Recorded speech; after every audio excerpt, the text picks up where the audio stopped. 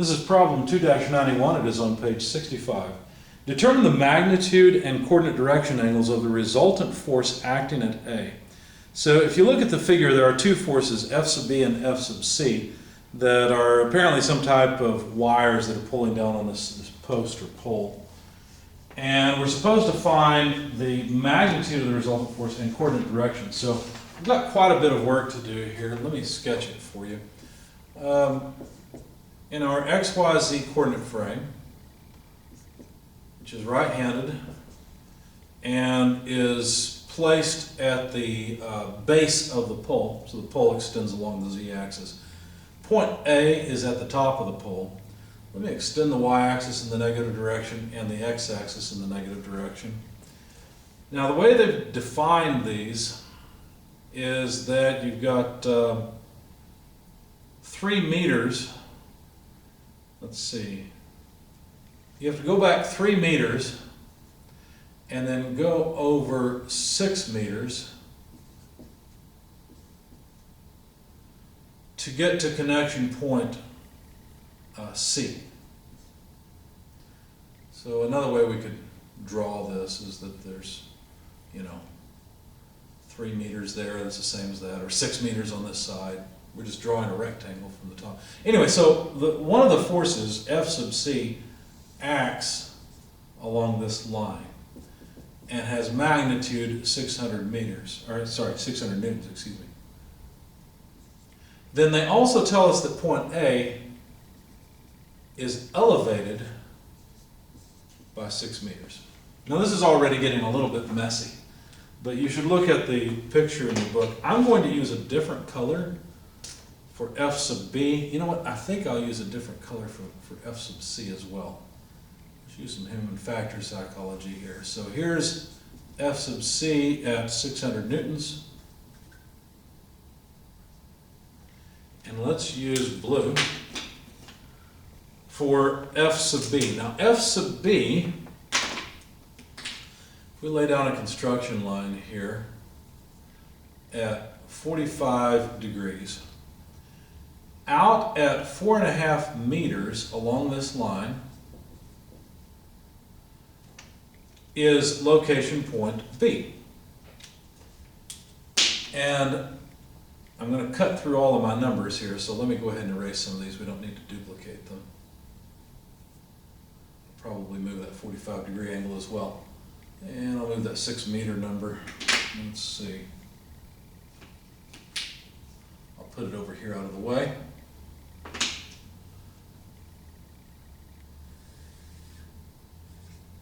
So there is F sub B,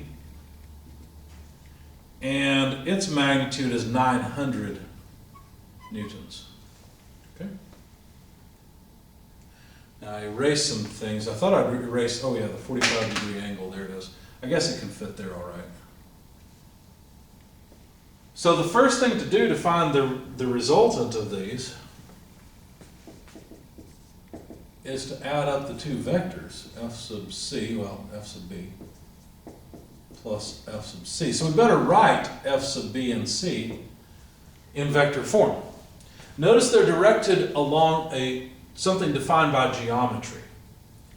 So what we're going to need is let's note what we're going to need. They want us to find the magnitude of F sub R, and they want to know the coordinate angles, alpha, beta, and gamma. In other words, whatever these two add up to, they want to know the angles between that resultant vector and the z-axis, the x-axis, and the y-axis.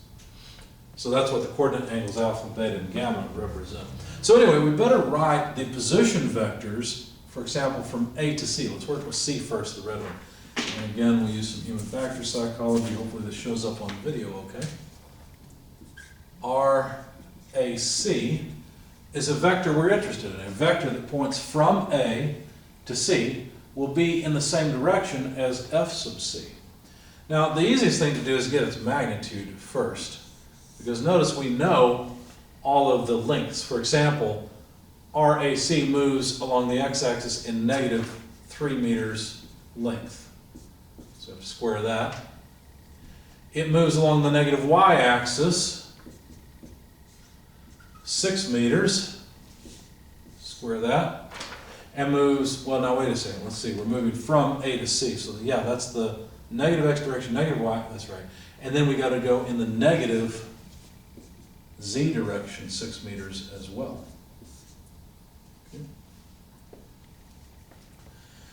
So let's see, that ends up, if you plug this in your calculator, obviously this is a made up problem because that comes out to 9 meters. And then in order to write vector RAC, well, all we have to do is take negative 3I minus 6J minus 6K, and these are all meters. So the unit vector, U from A to C, would be equal to, well, R from A to C divided by the magnitude of R from A to C. So all we have to do is take each of these components and divide them by 9. So negative 3 over 9 would be negative 1/3 I. Negative 6 over 9 would be negative 2/3 J. And again, negative 2/3 in the K direction. So there's the unit vector that points along F sub C. All right? So to write F sub C, I'm going to switch colors because this pen seems to be lightening up a bit. To write F sub C, all I need to do is multiply the magnitude of F sub C by the unit vector AC. And so the magnitude of force vector C is 600 newtons, and then I just multiply that by negative 1/3 I minus 2/3 J minus 2/3 K. That's it.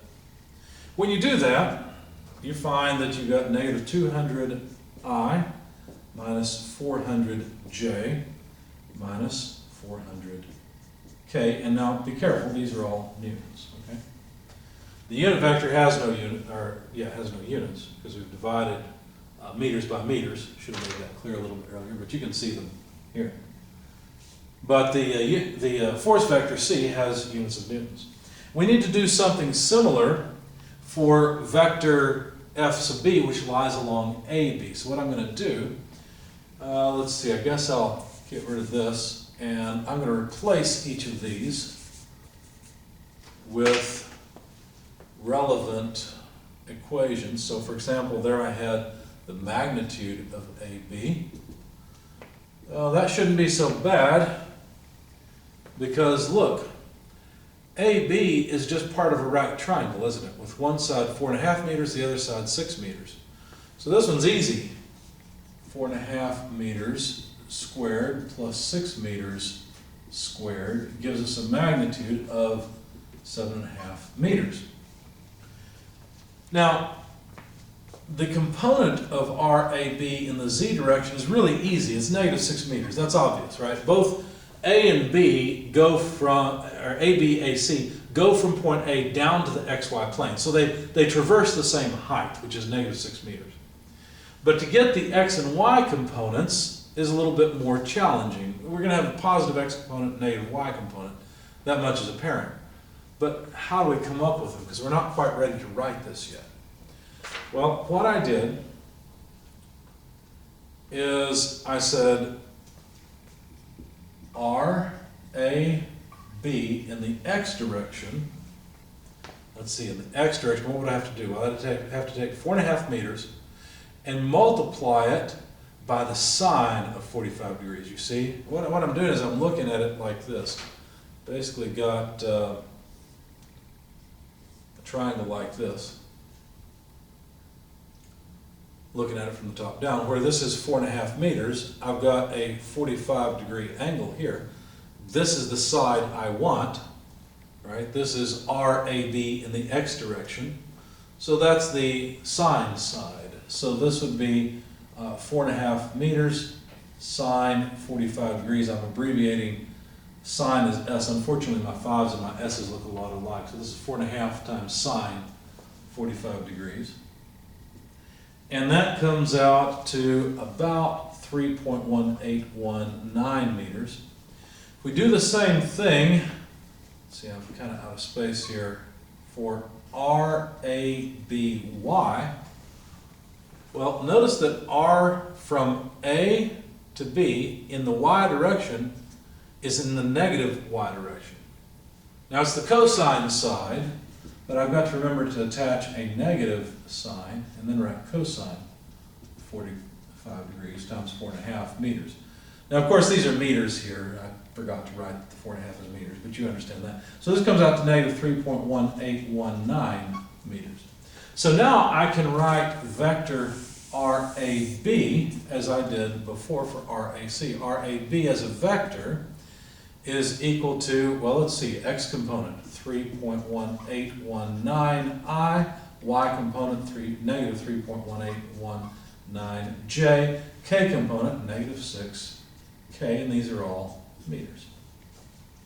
Now, again, to get the unit vector, but for unit vector AB, I will need to take vector RAB over the magnitude of vector RAB. And so basically, I need to divide each of these components by 7.5 meters. I'll end up with a unit vector that's dimensionless. So when you do that, so you take 3.1819 divided by 7.5, that'll be the I component. That comes out to about 0.4243i. Then negative 3.1819 divided by 7.5, negative 0.4243j. And then negative 6 divided by 7.5 gives us negative 0.8k. Now, if you're ever working on something like this and you wonder if you got it right, unit vectors should have magnitude 1. So just take the square root of the sum of the squares of the components. So square that, plus square that, plus square that, take the square root, you should have 1. Of course, when you take the square of each of these and add them, you should have 1 too, because the square root of 1 is just 1. Now, you'll be off a little bit if you have to round like I did, but you can tell if you've made a major mistake, usually. Okay. So now I've got the unit vector from A to B, and what I would like to do is write down, see, the blue pen seems to be working all right, so basically I want to do the same thing, but for f sub b. Magnitude of FB times unit vector AB. That's what I want. All right, shouldn't be too bad. The magnitude of f sub b is 900 newtons. Unit vector AB is 0.4243i minus 0.4243j minus 0.8k. Okay. Haven't changed the units at all. You plug all that into your calculator. You find that f sub b is about 381.9i minus 381.9j minus 720k, and of course these are all newtons. Now I have erased f sub c and f sub b. You'll have to trust me when I didn't intend to do that, but you have to trust me that I'm writing them down or look back. But anyway, f sub r is f sub b plus f sub c. So all we got to do is add the components. Now f sub b, if you remember, its first component was negative 200. So what we'll do is write down f sub b first, and then, f sub c was negative 200. So we'll write down f sub b first, 381.9 plus a negative 200. And of course, these are both in the I direction. Then we got to add the j direction. So plus, well, we got negative 381.9 in the j direction.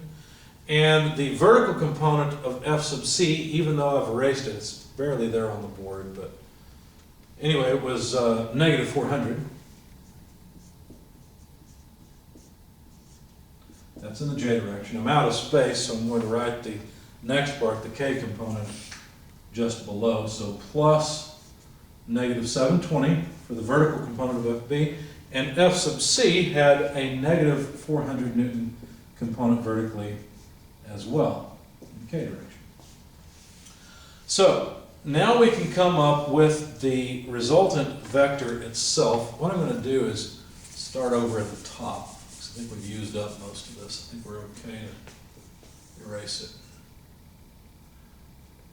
So the resultant vector, the sum of FB and FC, comes out, if you add these up, you get 181.9i, plus, add these two up, well, really minus, they're both negative, 781.9j, and then summing those two, minus 1120. Okay, and these are all newtons. Now, if we want the magnitude of FR, then we take the square root of the sum of the squares of all these things. 181.9 squared plus negative 781.9 squared plus negative 1120 squared. We'll end up with newtons, of course, and we get 1378.0 newtons or so. So we found the magnitude of the resultant. The next thing to do is to find the coordinate angles, but that's pretty straightforward because we've got the components of the vector as well as its magnitude. So all we have to do is use the equation, and be really careful here because some students will confuse the law of sines with these coordinate direction angles. So for example, we know cosine of the angle alpha, which is the angle of the vector with respect to the x-axis, is simply the resultant component in the x direction divided by the magnitude of the vector. That's all it is. It's that simple. When you rearrange this, it begins to look like the law of sines a little bit. Like you might rearrange this to solve for f sub r. If you do that, you've got frx over cosine alpha. Well, that looks a lot like the law of sines, doesn't it? Where you've got a vector divided by, or a length, actually, a side of a triangle, divided by the sine of an angle. But this is different. That's not what this is. Okay, so please try to not confuse those two. But anyway, that's not what we're really interested in. What we're interested in is finding the coordinate angle. So alpha, for example, is the inverse cosine. Let's just leave c in. Well, I usually like to write out cosine if I'm taking the inverse. frx over fr. And so alpha then is cosine inverse frx. Well, that's 181.9 divided by fr, 13 right here, 78.0. Plug all of that into your calculator, you get 82.4 degrees. That's one of the things that was requested. Well, they requested the magnitude as well, so I suppose we should indicate it. And then they want the other coordinate angle. So beta, for example, is just the inverse cosine of fry over f. So this gives us the angle beta between the resultant vector and the y-axis. Cosine inverse, let's see, fry. Here it is, negative 781.9 divided by 1378.0. So that comes out to an angle of about, I guess that was approximate to, I rounded it off, 124.6 degrees. And last but not least, we need gamma. Gamma is the inverse cosine of frz over f, which is the inverse cosine of negative 1120 over 1378. And that comes out to right about 144.4 degrees. So there are all the coordinate angles and the magnitude that they asked for. I think we've answered all of their questions. And so we're done with this problem.